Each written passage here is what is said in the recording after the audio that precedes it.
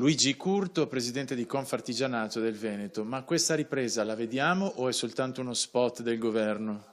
I dati che abbiamo avuto modo anche di leggere ieri in occasione della presentazione del report annuale di Unioncamere danno un segnale di leggera ripresa per il 2015 e con una proiezione dell'1,8% per il 2016. Dobbiamo crederci.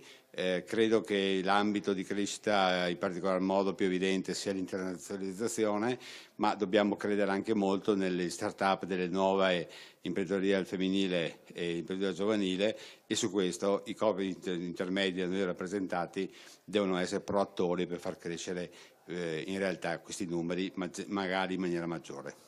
Presidente, in questi giorni sono stati pagati IMU e TASI, un contraccolpo veramente notevole per la piccola imprenditoria, per gli artigiani.